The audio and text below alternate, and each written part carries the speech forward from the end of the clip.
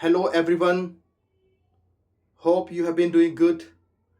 Welcome back to my YouTube channel. I am Dr. Shoaib Ahmed.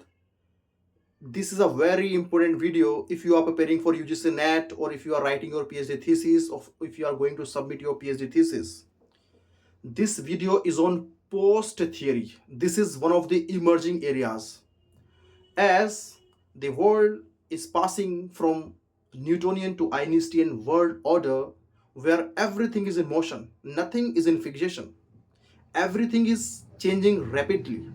We human beings are living at least in two worlds. We are living in the real world and in the virtual world. Simultaneously, we are living in the engagement and disengagement simultaneously in the current time.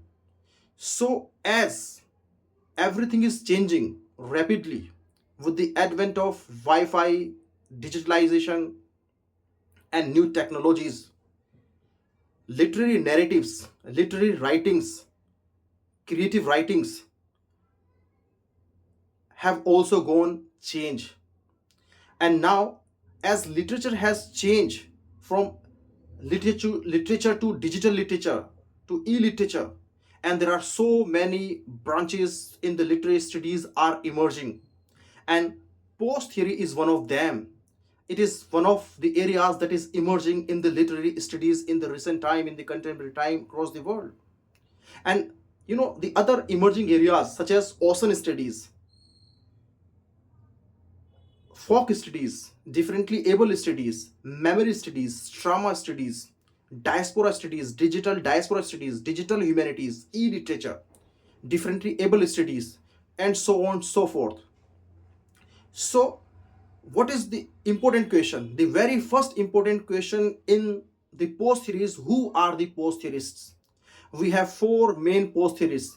Number one, let me write the name. Number one, Giorgio Agamben.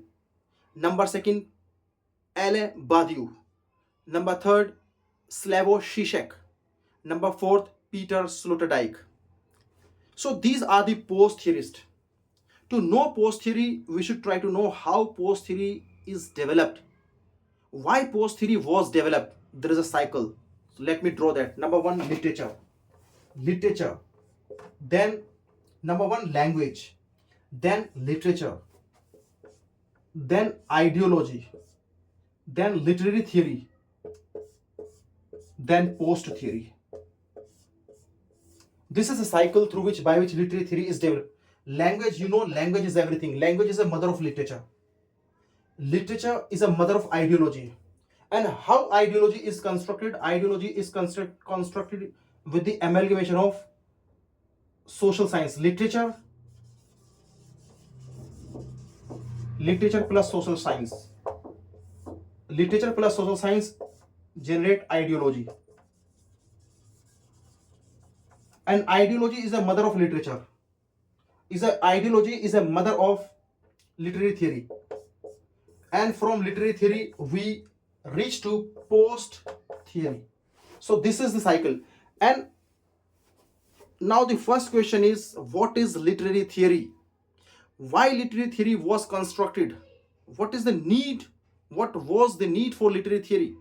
Literary theory is constructed with the amalgamation of literature and social science.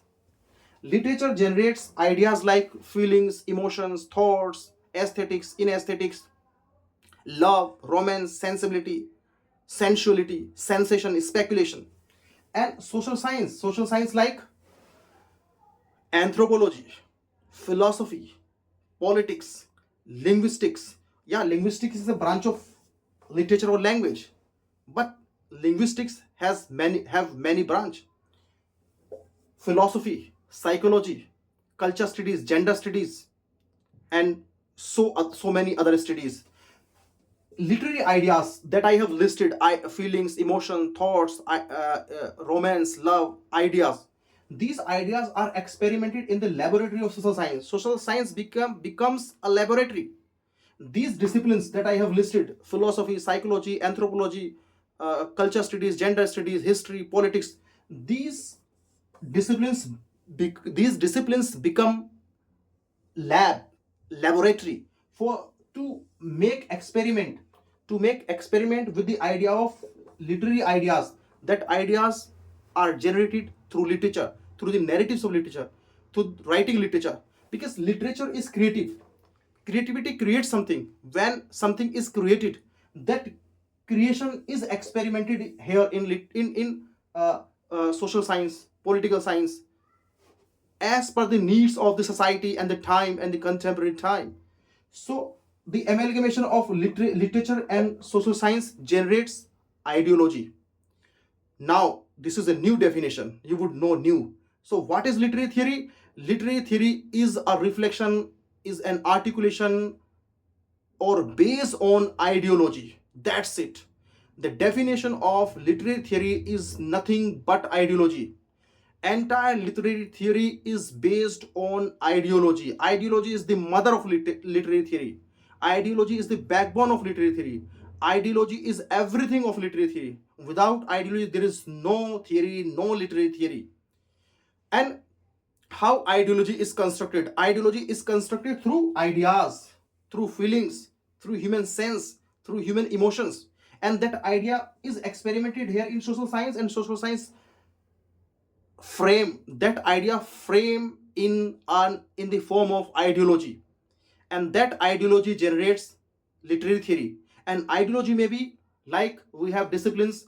Ideology, feminist ideology is about female, is about women, is about feminine. Marxist ideology, Marx, the idea of Marx, theory of surplus value, dialectical materialism, economic principles like inflation, aggregate demand and aggregate supply, excess demand and excess supply, demand and supply, capitalism, money. These ideas are experimented. These ideas are experimented in the social science, because Marx or Marxist paradigms are the part of social science, and they are introduced in literary studies, and that generates a theory. Because theory comes from social science, and social science helps us to receive ideology or literary theory, and we apply on literature. Though the main thing is literary writings, literary creative writings generate idea, and that idea becomes ideology, and ideology is literary theory, and literary theory is applied to analyze a critical text, a literary text. Because in the recent time, what we are doing, if you analyze human rights, if you analyze Gandhi in the literary text, if you analyze women, masculinity, Marxist ideas, feminism, eco criticism, fallacy, aesthetics, you analyze the ideology in a literary text. So, post colonialism, and post colonialism, what kind of idea becomes ideology over there? Race, class, gender, relationship, east west relationship. And that relationship generates, that idea generates an ideology, the ideology about post colonial, how east looks at west, or their treatment, how they look at the culture, the history, the tradition, the religion, the morality, the ethics. So this is the process to generate literary theory. So in final, the definition of literary theory is ideology. The mother of literary theory is ideology. The backbone of literary theory is ideology, and ideology can be anything. We call lens a literary theory, and this becomes a lens. This becomes a lens to look at, to explore, and we explore literary text through ideology. So this is about ideology. Now, post theory, and why ideology was developed, that is again a very important question. Why ideology was developed, why literary theory was developed? Literary theory was developed by Karl Marx and Friedrich Engels when or during their time, by the government, social thinker, philosopher, and the taxpayer questioned what is the worth doing literary studies, what is the benefit of doing literary studies, why do we do literary studies, why should we pay our text, why should we pay our tax on literary studies, literary writings, literary understanding, literary departments? Literary theory came to defend literary understanding, literary studies in the world, across the world, because it was in the chaos. Everyone is questioning why literary studies, why we are paying money on literary studies. This came to defend, in the defense of literary studies. Literary departments could only survive because of literary theory. Literary theory defended literary departments, and Marx was the first who crystallized ideology, who crystallized literary theory, who gave a proper direction to literary theory or ideology, and that ideology becomes literary theory. Now, what is post theory, and when and why post theory was developed? Now, again, very significant question: why post theory was developed? Post theory was developed because everywhere in the world, in every classroom, literary theory was used. Literary theory is being used. It has become common. When literary theory has become common, when ideology has become common, so literary theory came into existence. Literary theory came into existence to defend literary studies, or post theory came to question the relevance of theory. It is like post structuralism, post colonialism, after, like colonialism, post colonialism, feminism, post feminism, theory, post theory. Though post theory does not debunk, deform, deconstruct the idea of literary theory. It's a continuation in a different form, and post theory is a reinterpretation of interpretation that has been given by literary theory. So post theory asserted that literary theory is being more than required. It is overused. Now it is overused. It is beaten. Now literary theory is beaten. Literary theory has been used more than required. This was the question on the use of literary theory. Every academic scholar or intellectual is using literary theory to interpret any text. To interpret any text, we use literary theory, post-colonial theory, feminist theory, gender theory, culture theory. So post theory came to suggest that we should not use theory to analyze the text. Even a text can be analyzed without using strict theoretical ideological apparatus paradigms. That is why post theory came. This was the reason. When literary theory became common, when literary theory became common everywhere in the world, in every classroom, in BA classroom, MA classroom, now everyone knows what is post-structuralism, what is deconstructionism, what is structuralism, what is eco-criticism, what is post-colonial feminism. Everyone knows about Foucault, Derrida, Adorno, Bataille, Baudrillard, Tory Moyle, feminist theory. Everyone knows them. Now they are beaten. Now they are overused. So the answer is why post theory came. Post theory came when literary theory was used more than required. The overuse of literary theory generates the idea, or generated the idea of post theory. And what is post theory? Post theory is about to read a text without using any theory. It suggests, it asserts that a literary text can be analyzed without using any strict theoretical paradigms, theoretical aspects. And post theorists, what post theorists do? So post theorists try to explore the elements of aesthetics.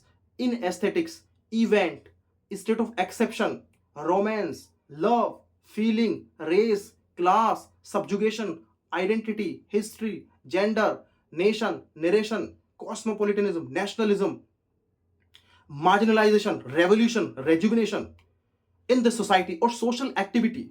And post theories are cultural critic, media critic, technological critic.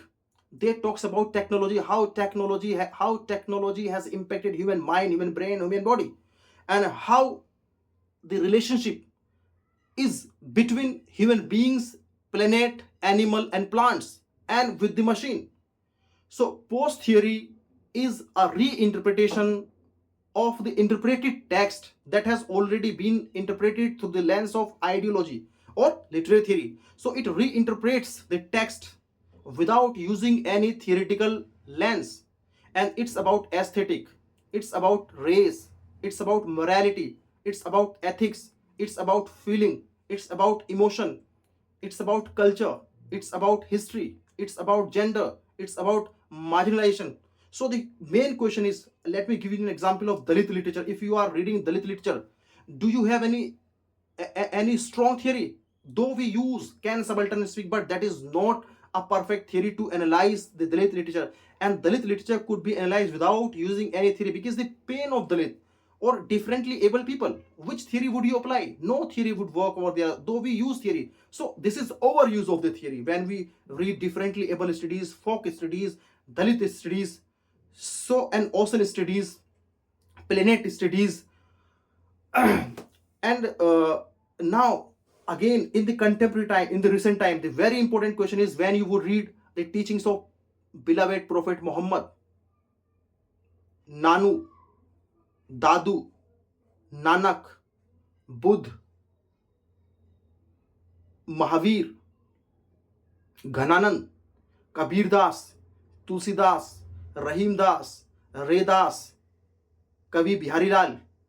Which theory would you apply? Allama Iqbal, Ghalib, Bashir Badr, Bashir Badr, which theory would you apply?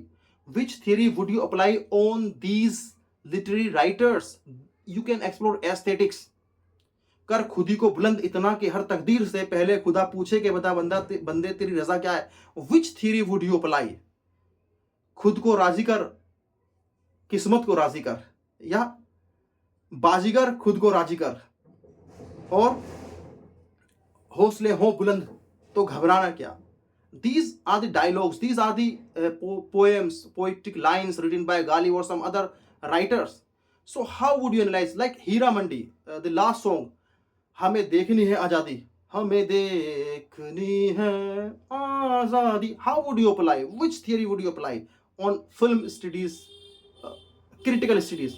Only 2 lectures are available on literary post theory, and that is by number one by Professor Simi Malhotra. She is from Jamia Millia Islamia. She delivered a lecture at Motilal Nehru College 2 years back. And another lecture is by Professor Shaukat Bhadri. He delivered a lecture I think in Bangladesh 3 years before. So this is a very new area. If you are going to submit your PhD, it will help you. And I will give you detailed analysis about the writers I have given you: Giorgio Agamben, Ale Badiou, Peter Sloterdijk, Slavoj Žižek.